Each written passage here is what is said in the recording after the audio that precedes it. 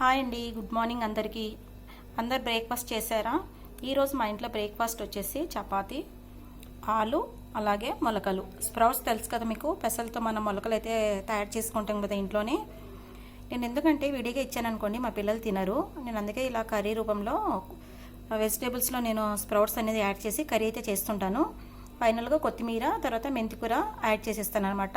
ఏ కూరగాయ అయినా సరే అందులో నేను మొలకలు అయితే వేస్తూ ఉంటాను. అలా అయితే పిల్లలు తింటారు కదా అనేసి. విడిగా ఇచ్చామనుకోండి కొద్దిగా మొలకలు చేదనిపిస్తాయి. అలవాటు ఉన్న వాళ్ళకైతే తింటారు, లేదంటే పిల్లలు తినరు. కాబట్టి ఇలా కర్రీ రూపంలో మనం ఇచ్చామంటే హెల్తీగా టిఫిన్ అయితే మనం పెట్టిన వాళ్ళం అవుతాము. అందుకే నేను మొలకలు అనేది ఇలా కర్రీలో యాడ్ చేసేసి కొత్తిమీర, మెంతికూర వేసేసి ఇస్తానన్నమాట. ఇక్కడ వచ్చేసి చిన్న కాకరకాయ, ఇది చేదుగా అస్సలు ఉండదు కదండి, చాలా టేస్ట్ ఉంటుంది. వెల్లుల్లి కలిపేసి కాకరకాయ అయితే చేశాను. చూడండి నేను స్ప్రౌట్స్ ఎలా ప్రిపేర్ చేసుకున్నానో.